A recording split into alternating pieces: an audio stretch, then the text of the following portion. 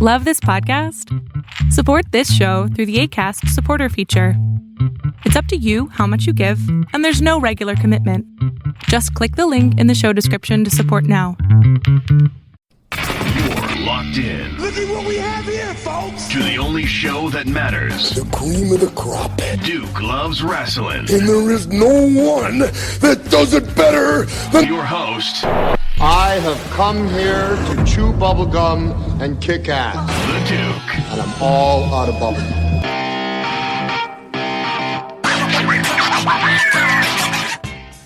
Friday, the 27th of June, 2019. A day that will live in pro wrestling infamy. You better believe it, Jack. Welcome back to Duke Loves Rasslin, the show about pro wrestling and everything else. I am the man of the hour, the man with the power, too sweet to be sour, the Duke. And I'm pretty pumped. I'm pretty pumped because this wrestling news that's been going on over the past week and even continuing to break as we speak, folks, it's just amazing. It's crazy. In fact, we're going to have the man, Giri, from the #1 pro wrestling news site, Wrestling Inc. He's going to be joining us soon to break down a lot of the top stories and really just dig into this stuff from a historical perspective. We also have some listener-submitted content. O'Brien C., he sent a pretty good voice message to DukeLovesWrestling@gmail.com. You know, you got to send me these things here, folks. Once again, DukeLovesWrestling@gmail.com. You can send your comments. You can send audio clips. And, hey, we'll put it on the show. We'll put it on the show. We'll give you a shout-out. You know, share your thoughts. And if your thoughts are really, really good, I may even invite you onto the show at a later time, I should say. So, you know, Brian C., we'll have to listen and hear what he has to say there. Interesting guy. Also, Turnbuckle Chick. Turnbuckle Chick gave me a green light to post some comments that she's made recently about what's going on in the wrestling world. So I'm going to do that a little later on. So stay tuned for that. But, you know, I don't want to get ahead of myself. Before we get to any of that stuff, let me go over a couple of top stories because let me tell you something. We are not short on that. Not this week, folks. First things first, one of the craziest stories I've seen in a long time. Tommy Dreamer. Everybody remember Tommy Dreamer? You know, he has that House of Hardcore promotion that he has, and they also have a podcast. He was in ECW, WWE, still does work with Impact, and I know he's done some stuff with Ring of Honor. Tommy's been around. Tommy's been around all over the place, right? On his House of Hardcore podcast, Tommy Dreamer revealed that he once considered killing Paul Heyman and himself at WrestleMania 17.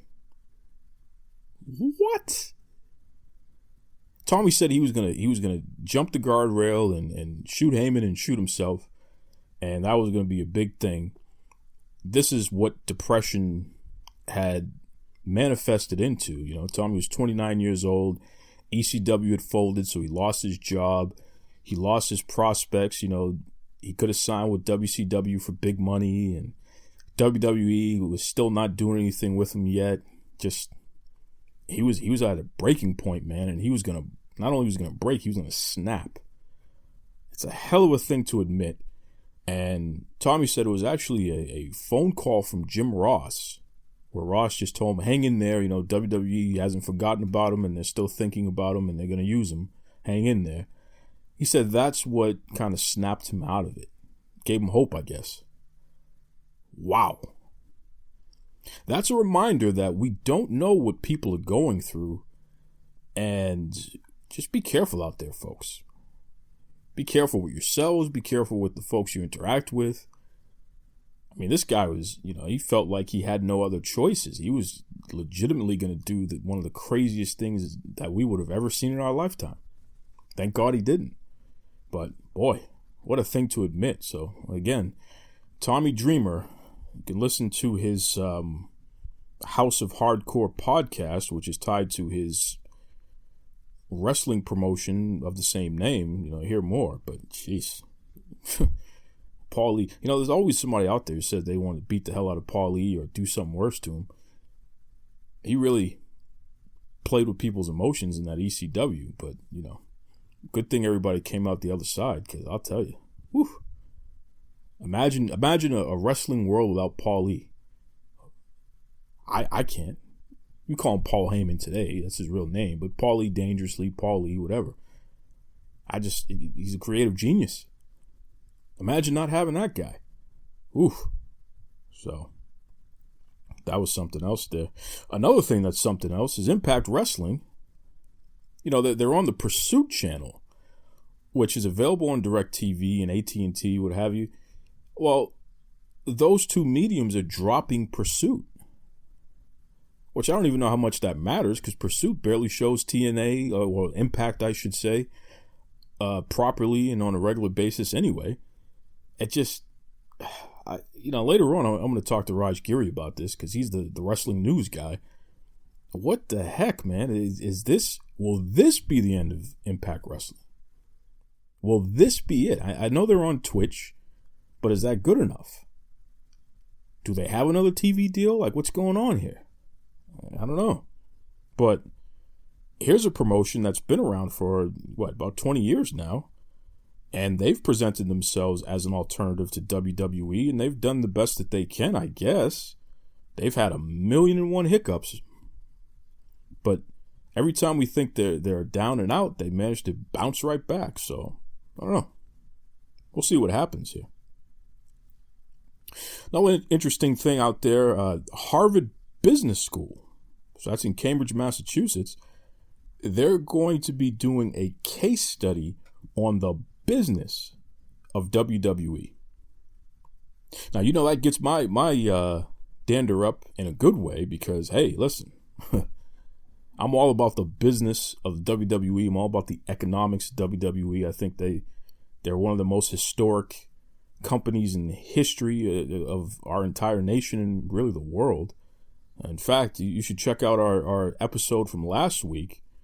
You know, I talked to the guy over there from WrestleNomics about the business of WWE and you know, learned a lot and certainly gave it right back there. You know, Brandon Thurston, good guy from WrestleNomics. We talked all about that stuff. So this class being offered, or this case study happening at Harvard, this is interesting. I wonder what it's going to reveal. I'm sure other universities and schools are going to follow suit, because, look, man, a company to last this long and to make as much money as consistently as they are, somebody needs to study that and figure out how it happened and see if we can replicate that in other areas. Why not? Something crazy here. Something really crazy. Fans advised to get tested for HIV and hepatitis C after Extreme Indie event. So I saw this on Rasslin Inc., but also the News and Tribune, which is, you know, this is out of Indiana, New Albany, Indiana. Fans who attended the Pro Wrestling Trainwreck promotions Welcome to the Rec Room. Now, that was an indie event that happened on Sunday, June 23rd in New Albany, Indiana. They may have been exposed to bloodborne pathogens and should be tested for HIV and hepatitis C. They put out a press release about this, man. You hardcore fans are really something else to me. You love that blood and guts stuff. And, you know, there was a time when I was younger where I was into that stuff a little bit. But Jesus, you got wrestlers bleeding all over the place and possibly bleeding on you. You think that's okay? It's dangerous, man.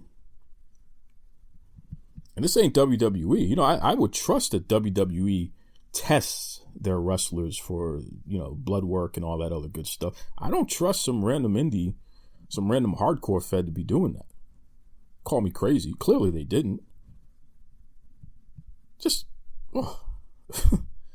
I hope nobody was exposed to this stuff and comes down with anything as a result. This is just bizarre, scary. Some things are just not necessary. That's what I say to that. You know, moving on. AEW Fyter Fest. Now, this is a pay-per-view event that you can catch for free on BR Live. Now, that's the streaming service offered by Bleacher Report. You know, I mentioned this before.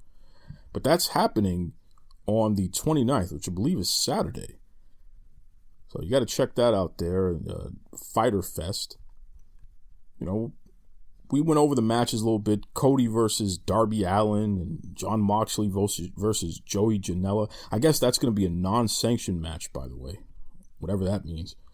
So we'll have to wait and see how that goes. I'm excited about one of the women's matches. Yuka Suzuki and Rio and Nyla Rose, they're going to be the three-way match. I think that's going to be exciting. Kylie Ray's taking on Leva Bates. That'll be interesting as well. So, I don't know. Hopefully it'll be a good pay-per-view event. I'll be watching. I'll be eating ribs. Maybe have a beer. AEW's got to do something, man. They better do something. Because, and you know, moving on to the next topic, WWE did Stomping Grounds, which a lot of people were talking about the poor attendance and how WWE had to black off certain points so the cameras wouldn't pick it up and all that other garbage. It was a solid pay-per-view, Stomping Grounds. It was a solid pay-per-view, okay? I'll tell you that right now. I'll tell you, Heavy Machinery, they were in a match against the Planet's Tag Team Champions. The Planet's Tag Team Champions. And, you know, for my money, it was one of the best matches I've seen all year. What Daniel Bryan and Eric Rowan were able to do during that match, the way that they were able to allow Heavy Machinery to get all of their stuff in and look like $1 million, and yet come out looking like strong tag team champions. Solid win on their part, retaining the titles. It just, I can't stress enough. You got to see that match. It's a great match. Great match. Stomping Grounds was a solid pay-per-view, man. I'm telling you right now, it was solid. It did not have a lot of hype. Maybe it was lacking in fan interest, but it was solid. I mean, from match one, you know, Drew Gulak, Tony Nese, and Tozawa. Gulak won that match and ended up becoming the WWE Cruiserweight Champion. Becky Lynch and Lacey Evans, there were some missed spots by Lacey in that, but overall, that was a very good match in its own right. Kevin Owens and Sami Zayn, they took on Big E and Xavier Woods. Another great match, man. Just a great match. Ricochet, Samoa Joe. Ricochet ended up winning the U.S. Championship. Those two were perfect with each other. I mean, a perfect pairing. Don't sleep on Samoa Joe, man. That dude can go with anybody. He's great.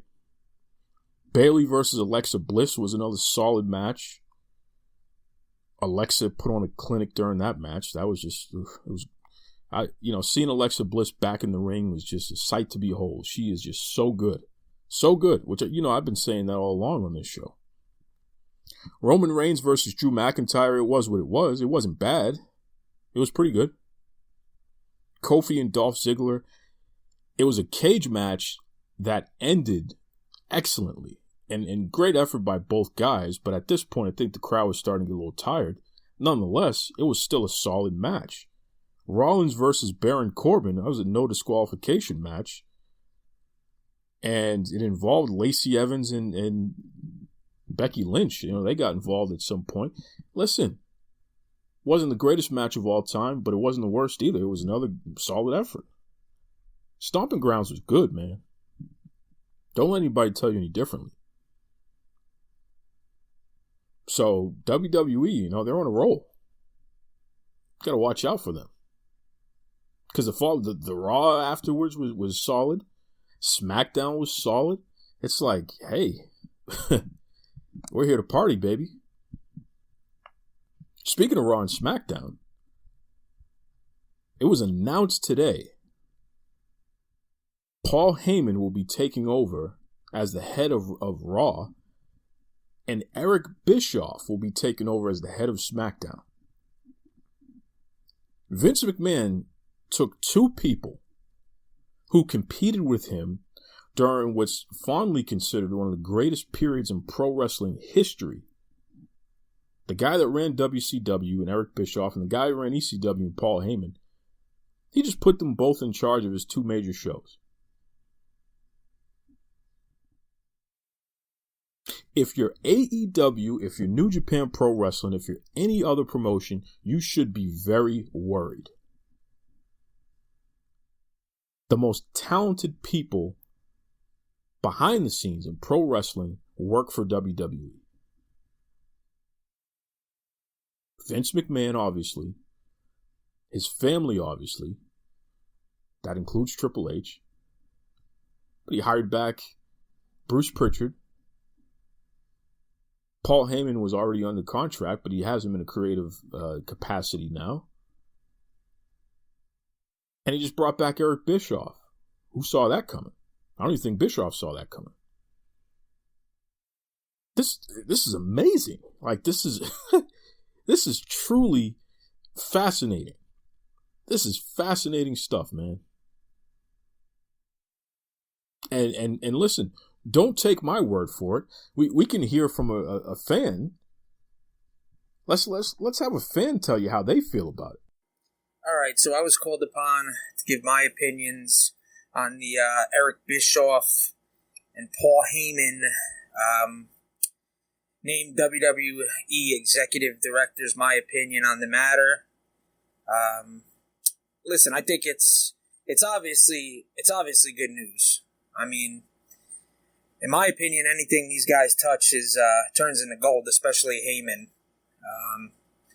Obviously Heyman was involved as the ECW president, I want to say, from the early 90s to 2001. I mean, the guy took the company to crazy heights on pay-per-view. And I believe they had the national cable TV deal with TNN. I mean, this guy is a genius. I mean, let's just leave it at that. He's also a must-see attraction on TV with Brock Lesnar. I mean, he's phenomenal. Paul Heyman is phenomenal. Eric Bischoff, you could say what you want. The guy did have an igniting factor behind one of the biggest factions ever in the NWO. The bottom line is WWE had to make a splash. It seems like everything they've been doing is negative, and everything that AEW has been doing is positive. Now, look, I'm for everything, man. I'm for the AEW. I'm for WWE. If you really watch WWE, the last couple weeks have been fine on Raw. Raw this past week, they had Daniel Bryan, they had the War Raiders against Anderson and Gallows. That was a fine match. They teased a Finn Balor and Shinsuke. I believe it was on SmackDown. But, Raw, for the most part, Raw was fine. Now they have Samoa Joe in the picture with Kofi Kingston. Everybody wanted Joe to get pushed. Now he's getting pushed. So what's the problem now? There always seems to be a problem. So with Heyman and Bischoff, what is the negative going to be? Well, they still have to answer to Vince McMahon. You know what? I would still rather them two guys be sitting next to Vince McMahon when he has to make his decisions than them two guys not sitting next to Vince McMahon when he has to make his final decisions. The bottom line is, it's good for WWE, it's good for wrestling, it's good for the competition. It's just going to bring out the WWE in a better light. That's all it's going to do. If you are for the AEW and WWE both competing and both being in the wrestling market, this is a positive. It seems like the WWE is finally taking things more seriously. Like I said, the roster is loaded. The problem with the WWE is that the talent on the roster is just loaded. Okay? I mean, you got guys on a weekly basis like Drew McIntyre who's hanging on. He's hanging on to TV time by just being a bodyguard for Shane McMahon. All right? You got You got guys that can't even get in the ring. I mean, I know Bray Wyatt, they're teasing, Aleister Black, they're teasing, but the bottom line is they're still not in the ring. You know what I'm saying? Shinsuke Nakamura is doing house shows, is doing dark matches against Finn Balor, who's the Intercontinental Champion. You know, when was the last time you went a month and a half without the Intercontinental Champion on TV? You know, the two-brand split, it's just, the roster is so packed. Now they're finally pushing Ricochet. You know, Cesaro, I would have thought was going to get a push. I think he got injured there for a while. Everybody can't get pushed in the WWE. You know, that's where the fans get it wrong. The fans think that everybody could get pushed. You know, there's not even enough titles to go around. And I like it like that. Titles mean something. There shouldn't be 15 titles on one show. You know, the titles are perfect how they are. You know, I just think they needed some more brains in there. And not just brains with a background of writing and drama and wherever they get these guys, these writers from. They needed guys with a wrestling background. And obviously Paul Heyman, which if I'm not mistaken, he took over SmackDown a while ago. And, you know, I think he did a pretty good job when he took over SmackDown. But obviously this is a positive thing for the WWE. And no matter what the negative critics say, they can say whatever they want. At the end of the day, WWE is going to be fine. AEW will most likely be fine. And it's going to be fun. You know, it's going to be fun the months to come. Alrighty, that's all I really got to say. And like I said, you know, back to the WWE, the roster, you know, NXT is even pushing guys to come up like Adam Cole. Like I was saying, guys can't even get in the ring. Imagine if Adam Cole was pushed up. Imagine Gargano being pushed up. Imagine Velveteen Dream being pushed up. They can't even get all the guys on the main roster now TV time. All right? And you know what? As for Shane McMahon, I disagree with a lot of the critics with what they have to say about Shane. You know, if more wrestlers on the roster took bumps, first of all, if Shane McMahon's 50 years old, if their matches were more like Shane McMahon's matches, and they took bumps like he takes, you know, the ratings might be a little bit better. You know, I'm all for not putting Shane on Raw and SmackDown. I think the promos are a little too much on both. Promos, you know, he comes out, he talks on Raw 20 minutes, he comes out, he talks SmackDown 20 minutes. It's a little overboard. You know, you could give that time to another, you know, another wrestler, another competitor, that's fine. But as for Shane's matches, his matches are fine. You know, like I said, this guy's 50 years old. He could take a bump. You know, I mean, I remember the match at WrestleMania with The Miz. You know, he took a bump off the golf cart. It was just like it wasn't even a big bump. The big bump was coming off of the suplex when he won the match. He took a bump off the golf cart that would have been a finale in some of these guys' matches. And it was just like an everyday bump. So as for Shane's fine. You know, they make fun of his punches. You know, sometimes he's not great on the mic. I think he's fine. But, you know, as for Shane, his matches are absolutely fine. All right, I'm not saying the guy's a world-class elite wrestler. But the guy is a fine heel. And he could put on a match. Another thing is Baron Corbin. You know, I agree with one of the podcasters. He had to say that, you know, there's go-away heat and there's regular heat. You know, it's all stupid shit. The bottom line is Baron Corbin has heat. Baron Corbin is an excellent heel. Go-away heat. Nobody likes the guy. The guy gets booed crazy. I actually like Baron Corbin. All right? It's heat. Baron Corbin is doing an excellent job in his role at the WWE and he's doing a phenomenal job. Lacey Evans, you know, they say she's green. You know, she botches a lot of moves. But a couple of the women in the women's division botch moves. You know, I used to see Sasha Banks botch moves. You know, I even see Charlotte a couple times. Asuka, she could botch every now and then. You know, Lacey's got to get better, I have to admit. But her on the mic is fine. She was fine in NXT. You know, I think this is actually going to be a good match. Lacey and Corbin against Seth and Becky. You know, I would put the titles on Corbin and Lacey Evans. I think the world would go insane the internet, the critics, WWE would blow up if they put the titles on Baron Corbin and Lacey Evans. And you don't got to put it on them for a while. Maybe a couple weeks, maybe until SummerSlam. Call it a cheap pop. Call it whatever you want.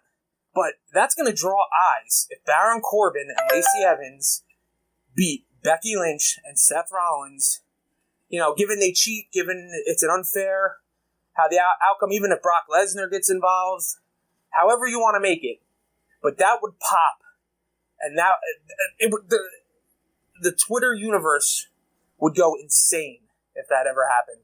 All right? Thank you for letting me be a part of the podcast, Duke. And I'll catch you later. That was Brian C. Shout out to Brian. Good stuff there, man. Here's a guy who's a fan, a big fan, and he's excited about the prospect of Eric Bischoff and Paul Heyman being part of the WWE team. And here's the thing. Those two guys only have to report to Vince McMahon. They don't have to listen to anybody else, just Vince McMahon.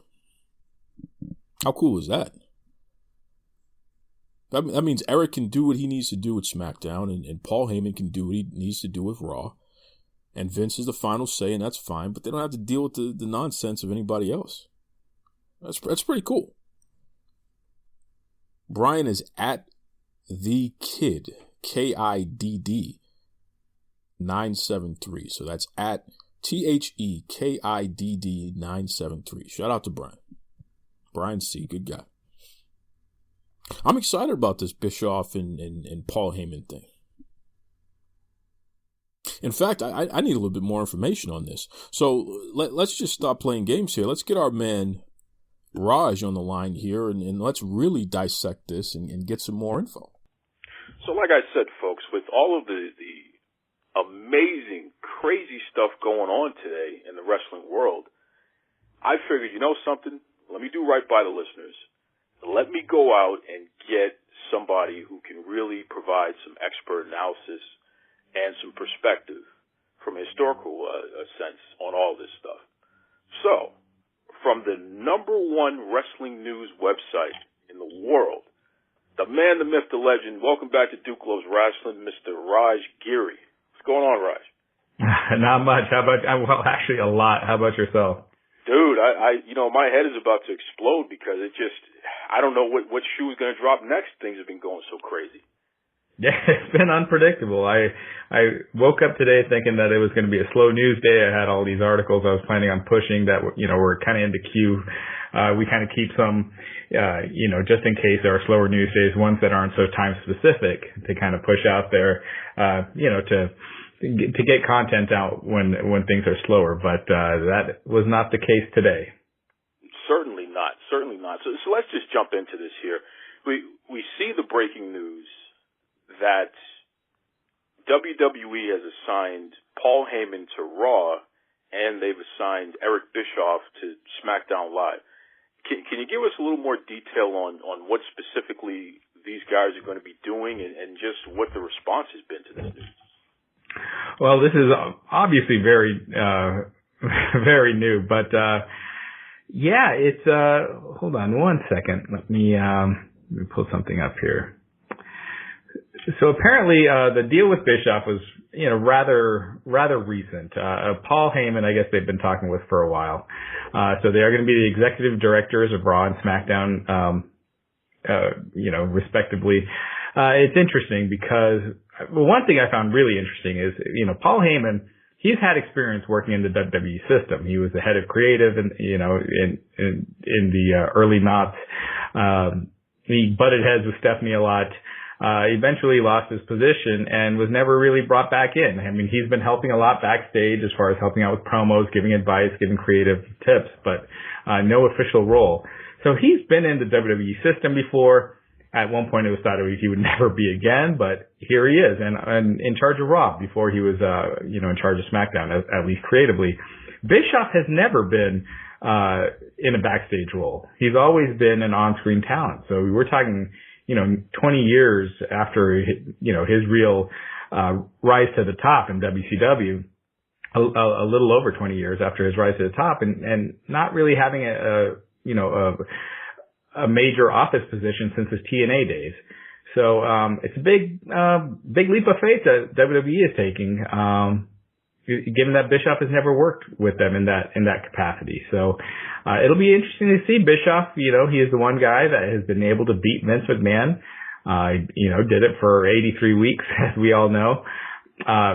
Just made the Monday Night Wars one of the highlights of any wrestling fan that watched it back then will probably say that was their favorite era.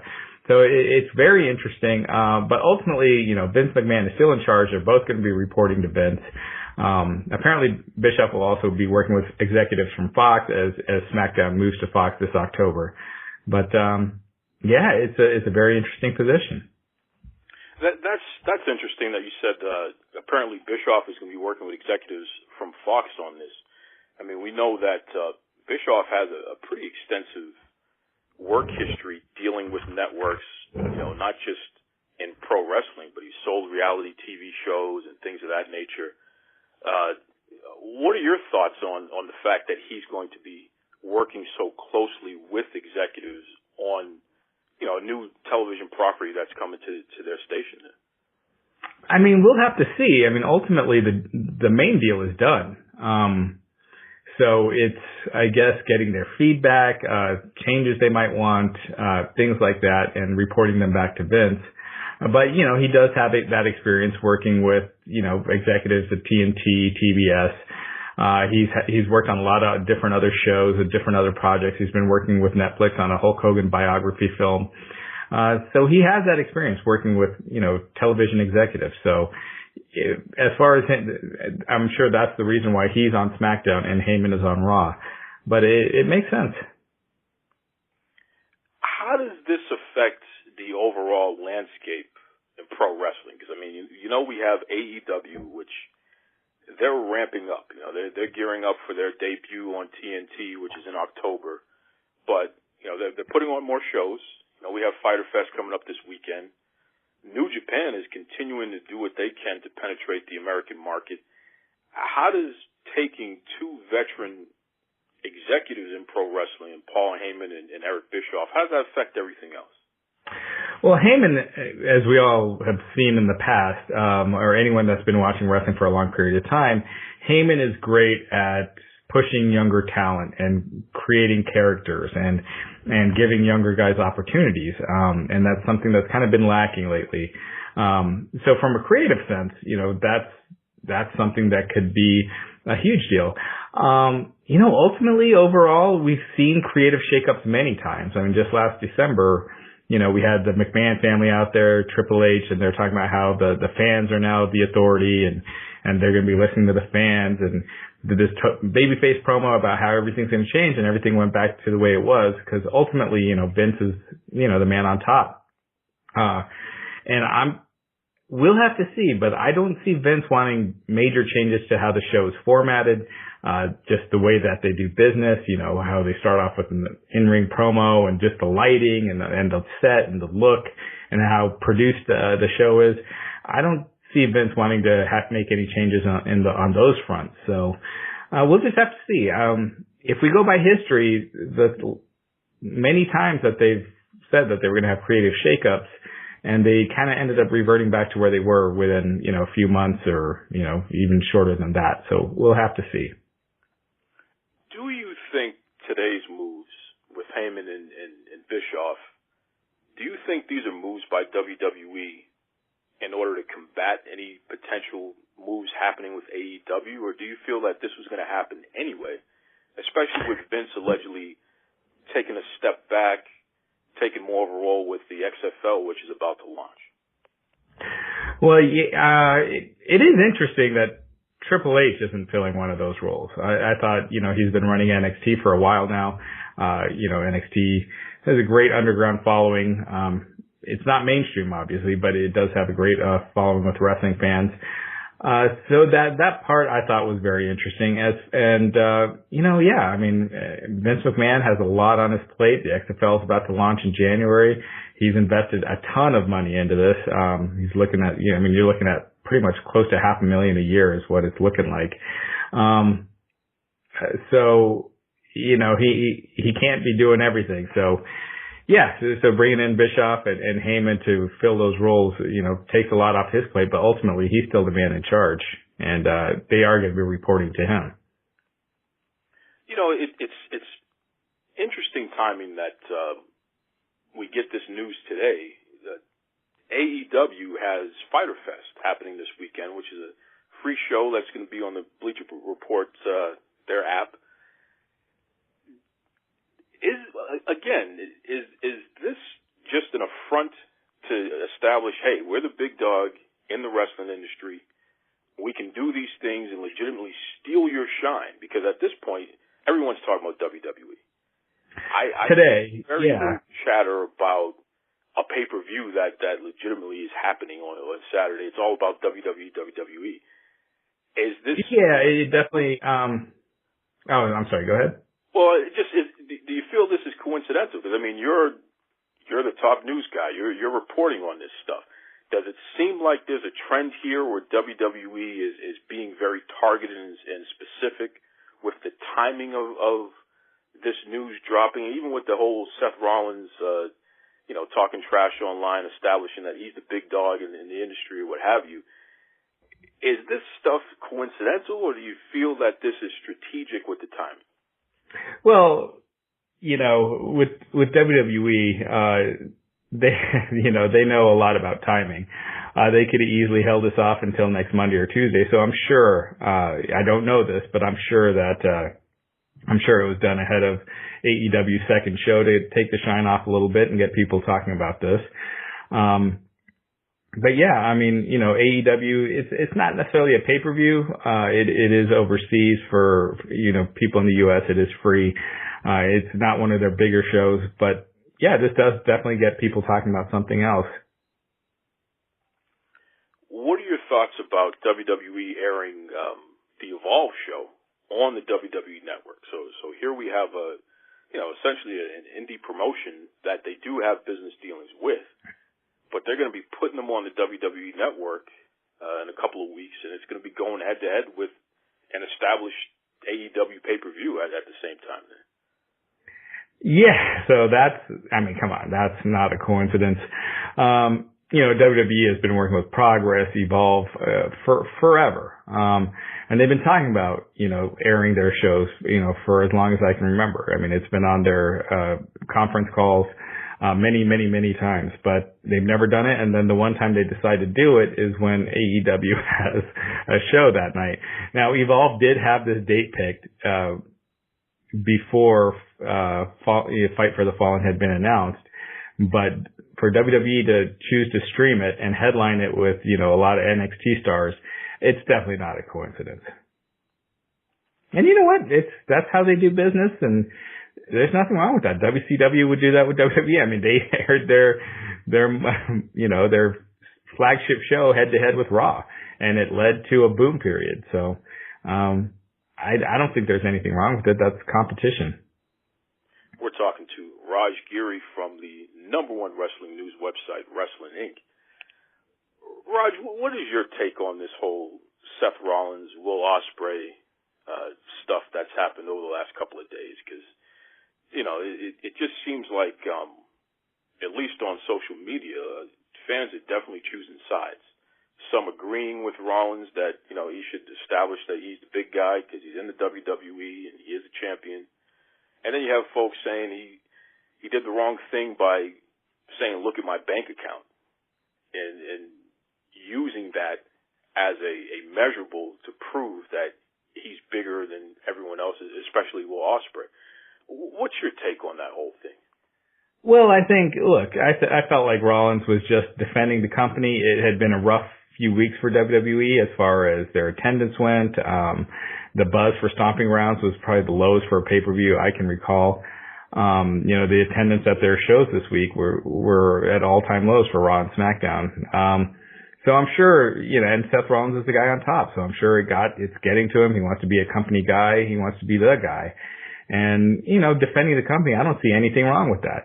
And, when he's clearly heated and tweeting and going on this tirade, Ospreay interjecting, I mean, you can almost expect, Rollins to reply with something not so flattering. And I know some people are dissecting Rollins' tweet like, hey, well, Will Ospreay had more matches this year. Rollins never said this year. He's saying night in, night out over time. I mean, it could be 3 years, 5 years, whatever. It's not meant to be taken so literal. But what Rollins meant is at a top level, and which is seen by millions and millions of people, and what he does, he feels like no one else does that. I see nothing wrong with that. And now the bank account thing is a little petty, but who cares? I mean, I just don't think it's a big deal. It's Twitter. It's not like he's driving to his house confronting him, like they used to do in the old days. Isn't that the truth? And hey, who knows who would win in that battle there? Right. Overall, is all of this stuff good or not so good for the wrestling industry and even for we the fans who are watching? Is this good stuff? I think it's great. I mean, this is wrestling. It's not ballet. It's not, where you're worried about sportsmanship or someone, you know what I mean? Like, it's when there's competition. I mean, you can only imagine what social media would have been like if it was around during the Monday Night Wars era, I mean, it would have just been insane. And the stuff Bischoff would have been tweeting. And I mean, I just feel like it drives interest to fans. I mean, there's a lot of fans who probably didn't know much about Will Ospreay before this week, and now they do. So I mean, I think it just makes it interesting. And we are gearing up for a war between WWE and AEW this fall. So, I just think the stuff's fascinating and it makes things more interesting. So I find nothing wrong with it. A year from now, what are we going to be talking about? If you had a crystal ball and you could predict, are we going to be talking about WWE and AEW or any other promotion in terms of a war, or are things going to fizzle out and we're just going to have an established company like we have been dealing with for over 20 years now, where it's like, at the end of the day, it's still a big dog? Well, I've never seen a period where there's just so many intangibles, right? Like you've got the XFL. How is that going to affect things? Will that be a success at all? Will that be a big failure? If it's a success, how does that affect the wrestling business? How does it move to Fox? Right now the ratings, we've talked about this and we'll have a longer talk at, some other point, but the ratings right now are not at an all-time low. What happens when they move to Fox on Friday nights? They're going to get a bump by being on Fox, but they're also going to drop by being on Friday nights. Does the popularity continue to decrease? If it does, how does Fox handle that? I mean, there's just so many intangibles. AEW, is it just, 500,000 or so fans that are willing to, fly out to these events and, buy tickets? And can they expand beyond that? Or have they already? Is there already more of an interest? We don't really know yet. Right now, they have a hardcore fan that's buying tickets at an unprecedented pace. But we don't know how that'll translate once they have weekly shows. I mean, they're not going to be, those fans are not going to be spending all this money every week. And so they got to create new fans. And how will TNT and TBS be promoting, TNT, Turner be promoting AEW ahead of its debut? Will the product be mainstream enough, or is it too hardcore, too inside, and then too catered towards hardcore wrestling fans? So, I mean, man, this is the way, like last year, it was easy, to look in the crystal ball and kind of see where we're at, This year, I really can't. I have no idea. And it's fascinating. I think this fall, from this fall on, it's going to be the most fascinating period in pro wrestling since the Monday Night Wars, or, since WWE purchased WCW. Yeah, I have to agree with you 100%. It's just the anticipation and the excitement is through the roof right now, and it's like, what's going to happen next? What's going to happen next? Which can only, at least in the short term, translate into more people watching, especially the first time it's on TV. This might become appointment television again, as opposed to I'll catch it online or I'll catch it on the DVR or something like that. Yeah, and there is one thing, with SmackDown moving to Fox in October, that marks 20 years of SmackDown, so they could really load that show up like they did with Raw 25, the Raw 1000. I mean, really load it up and get a ton of people tuning in. I mean, when they did that with Raw, was it Raw 25 last year, 2 years ago? I think it was last January. They did like 4.5 million viewers, like way beyond anything they've done in recent memory. And I think with Paul Heyman in charge, one of the problems with Raw 25 is they showcased a lot of the old guys, but didn't interact with the younger guys and get younger guys over and create a big angle to get those 4.5 million who are tuning in that normally don't tune in to want to tune in the following week. I think Paul Heyman will take advantage of that big audience that they're going to have. So, I'm sorry, Eric Bischoff.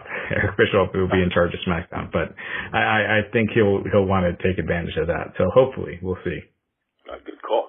Hey, real quick, switching speeds here. Impact Wrestling.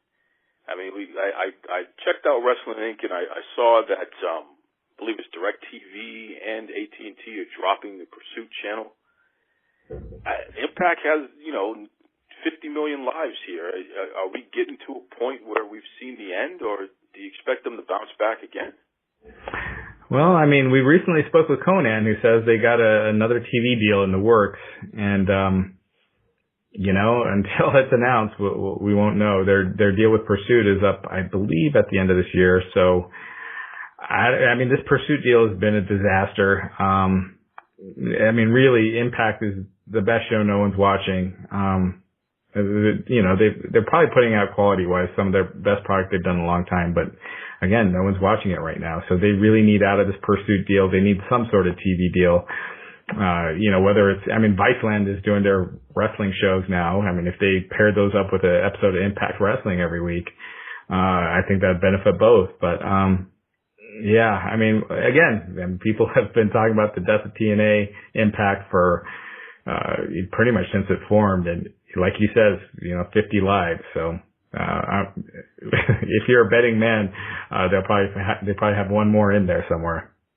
That was an interesting take there, Raj Giri, talking about Viceland. That would be crazy for any wrestling promotion to land a deal with them and do a weekly program with them. Jeez. Yeah, Viceland doesn't have much reach, but it definitely has way more than Pursuit. And they were doing 200,000 plus viewers for the Dark Tales of the Ring or Dark Side of the Ring shows that they were doing. So. They can pull in, hundreds of thousands of viewers, and that's a good start. Good call. Raj, tell everybody about Wrestling Inc. and what they can expect and why they need to make that, if they haven't already, their first stop for wrestling news.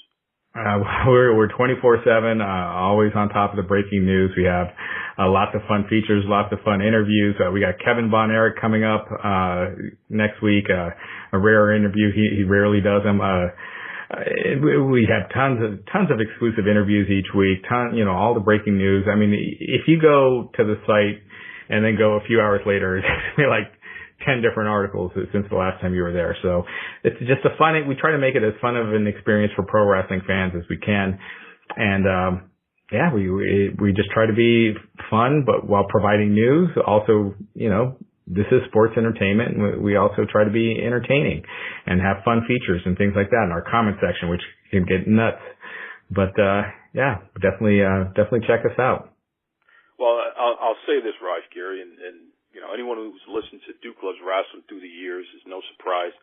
I am a avid fan of Wrestling Inc. and just Raj Giri, even before that, just the product that you put out, I think you do a really great job. And I'm going to say this on the air and give you kudos. You signed one of the biggest free agents in pro wrestling media a little over a year ago. I believe it was last March when you signed Nick Hausman. Yeah, and correct. You guys together, just that combination has been something I don't think we've ever really seen before. And it really shows in the product. Your website, you don't allow it to get stale. You're constantly reinventing. You're constantly putting out more content and putting out original content as well. And I can speak from experience. If Wrestling Inc. covers something on Duke Loves Rasslin, everybody else is going to cover it. That's why you guys are number one. You're really setting the pace. So keep up the great work, and I appreciate you coming back on. Well, thanks, man. I really appreciate it, and thanks for having me on. And there it is.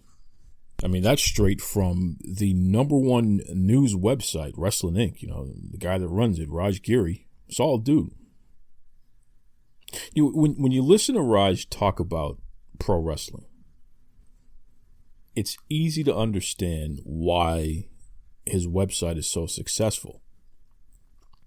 There's a lot of credibility in what he talks about. He's clear when he's giving his opinion. And he's clear when he's expressing facts. And there's a lot of historical understanding of the business to go along with that stuff. So that bothers me, that there are so many out there that just don't have those types of ethics and integrity. And unfortunately, they're pretty good at misleading the masses. So I tip my hat to Raj and his team over there. You know, those guys do it the right way. That doesn't mean I agree all the time with Raj in Wrestling Inc. You check us out on Twitter and you'll see we'll debate till the cows come home on anything. Just because that's the way it is, you know. I think Raj believes that there's a correlation between the TV ratings and WWE possibly not being in as good a shape as the numbers would suggest, at least the bottom line. And I don't subscribe to that theory. I think at the end of the day, the job of a business is to make money. And WWE is making not just making money, but they're producing record profits. And they've set themselves up to continue to do that for years to come. So how much trouble could they be in if that's the case? And with these moves with Heyman and Eric Bischoff, man, they're in pretty good shape. Pretty good shape. You know, something was brought up while I was talking to Raj.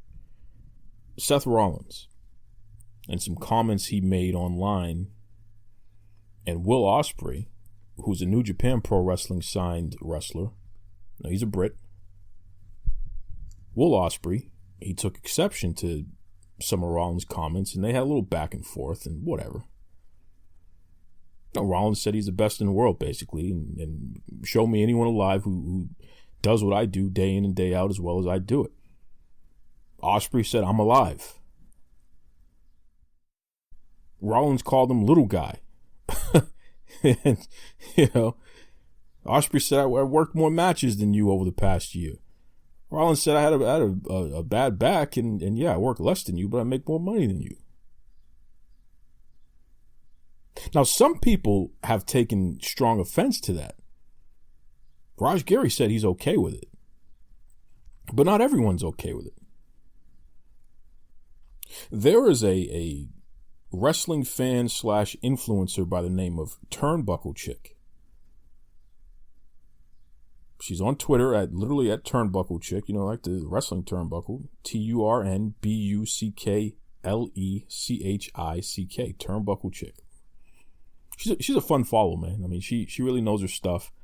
She's connected to a lot of wrestlers, especially indie wrestlers. She does a lot of videos and what have you. You know, she has her days. She has some kind of medical issue where some days she's really not feeling too well. And today is actually one of those days. Nonetheless, she felt compelled to put out a video expressing her feelings on the whole Seth Rollins and Will Ospreay stuff. And I want you folks to hear it. I think it's definitely worth listening to, and you should check out her page, give her a follow, and watch some of her videos as well. She's an interesting person with a lot to say. So I'm gonna play Turnbuckle Chick's take on this Seth Rollins, Will Ospreay stuff. And after that, I'm going to share my thoughts.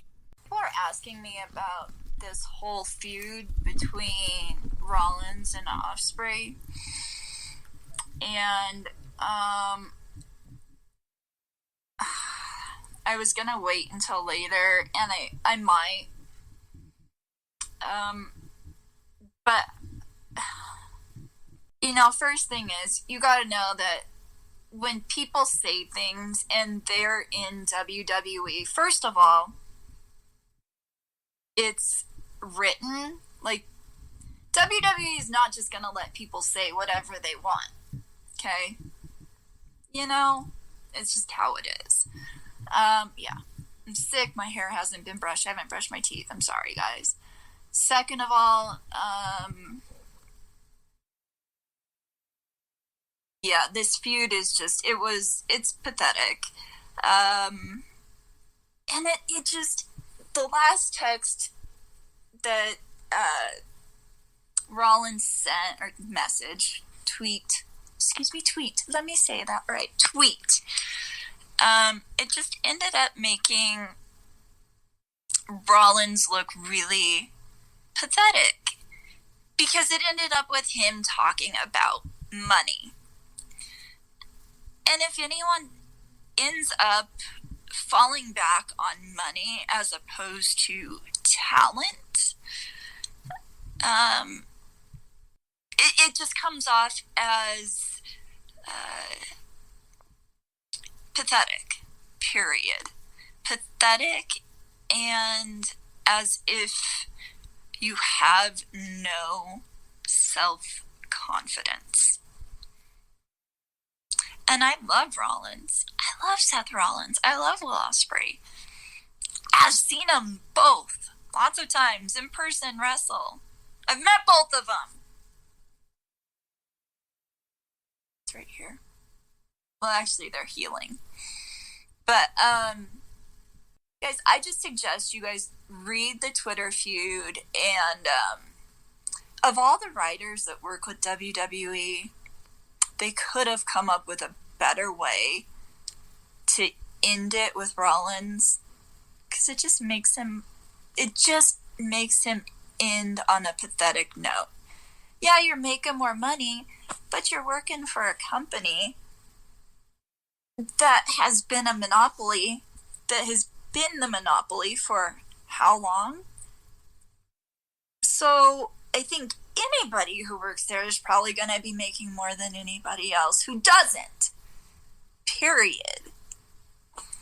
Then read, Ospreay did get the last word in. Read it. And he almost gets the higher ground. He pretty much does. Not only that, he also made 2 shirts out of it, and it's on ProWrestlingTees.com, so check it out. I would say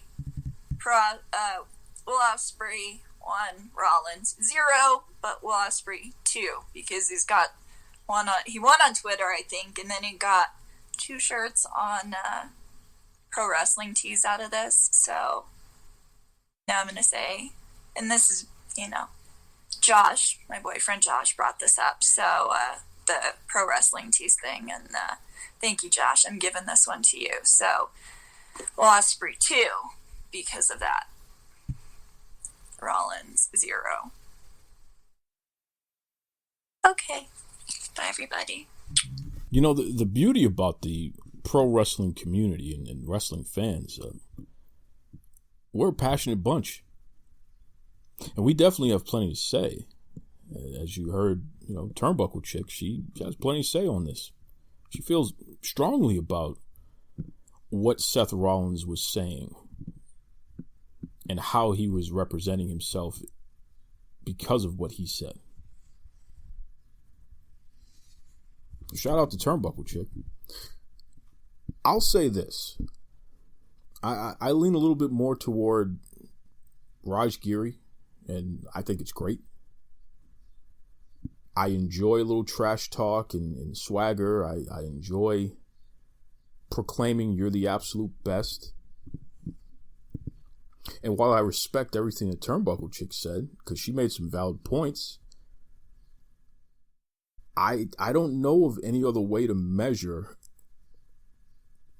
who's doing better than who if it isn't based on who's working for the number one company, who's one of the top stars, and as a result, who's making top bucks. Now, Seth Rollins is not the most paid person in WWE, don't get me wrong, but he's a top star. And he's probably making more money than anybody on the indies.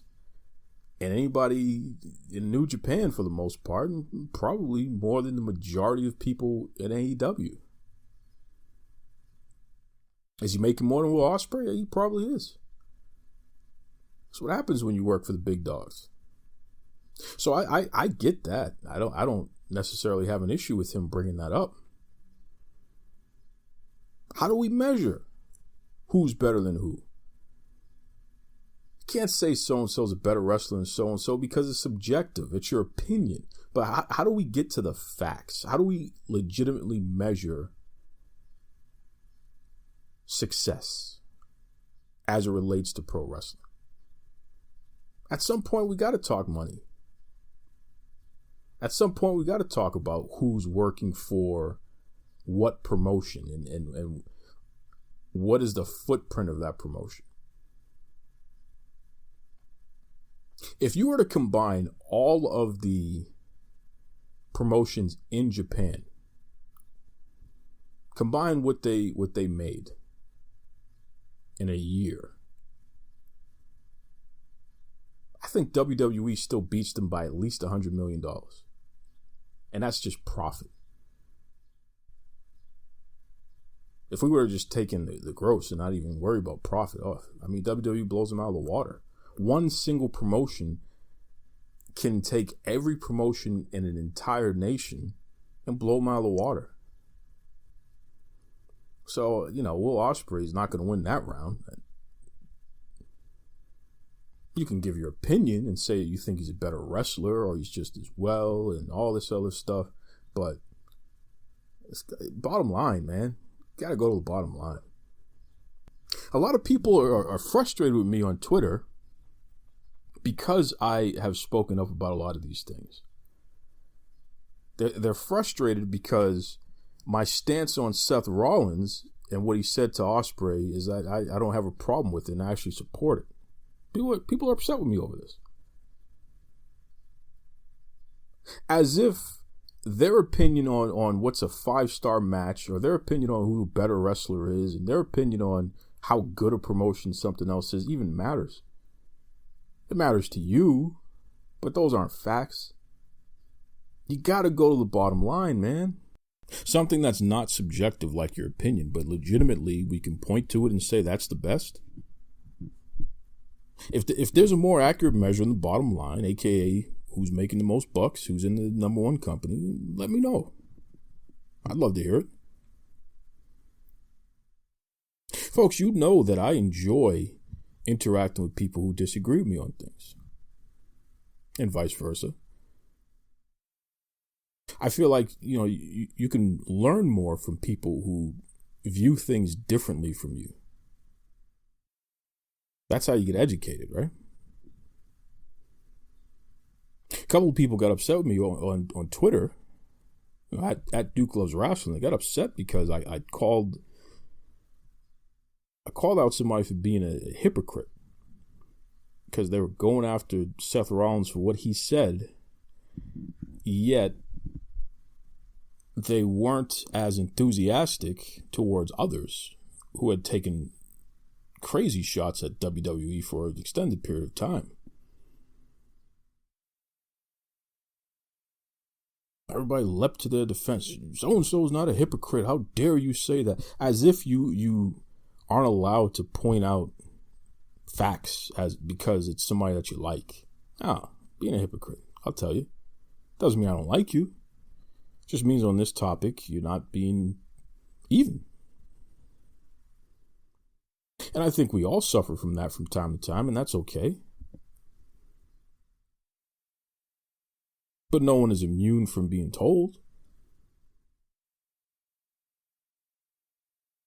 When did we get to the point where we can't openly disagree with one another without the mob getting into it and getting upset about it? It's very strange.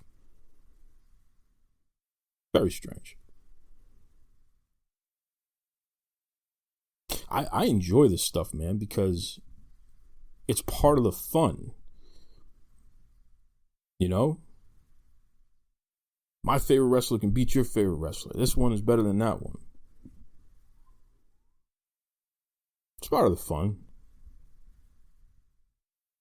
A lot of people are calling me some kind of WWE stan or what have you, as if they don't understand or they haven't paid attention and seen all the times I've held WWE accountable for nonsense that they do. I don't have time to be complaining about WWE's creative and how because I don't like it, that means it's terrible and everybody should feel that way. The little kid over there and the New Day shirt and the Becky Lynch hat, they're having a good time at the show. They don't feel that way. And I'm pretty sure the WWE is marketing to them before they market to me. So no, I don't take issue with their creative, so to speak. I don't think that it's the worst thing because I don't like it. You know what I take issue with? Women are paid the same as men in the WWE. The pay scale is totally different. Still, I take issue with that. I take issue with the union busting that the WWE has done. I take issue with that. Racist storylines. The fact that, Hulk Hogan is still involved in WWE. I take issue with those things. Those are tangible things you can sink your teeth into, and they're absolutes. These are facts. There's nothing subjective about the fact that women should be paid just as much as men. All men are created equal, allegedly, in America. There's no reason why the women can't be paid as much as the men. You're literally discriminating against an entire gender by not paying them equally. It's not like you're saying, a wrestler, you're just not good enough. You're saying all of you women aren't good enough, so we're not going to pay you as much. That's ridiculous. Doesn't make sense. You can sink your teeth into that. I can't sink my teeth into, I didn't like Raw this week. The creative blows. It sucks. I'm not, it's the worst thing ever. Everybody should feel that way. No, I can't sink my teeth into that. That's foolish. They just signed multi-billion-dollar deals. How am I? I would sound like a fool, like an absolute fool, to sit here and claim that the product is so bad when they're making all the money that they're making. They're posting record profits. You sound like a fool when you say that. You can quote me on that one. You sound like a fool. It's a business. The business makes money. If they're making the most money, then maybe you don't understand the business model if you can't comprehend how something you don't like personally can still be so successful. You're not a business expert. You're a fool. When did your opinion become a fact? Well, Duke, when did your opinion become a fact? Well, my opinion is not a fact per se, but I'm sure using more facts to arrive at the conclusions I'm at, and you're just sticking to what you think you know.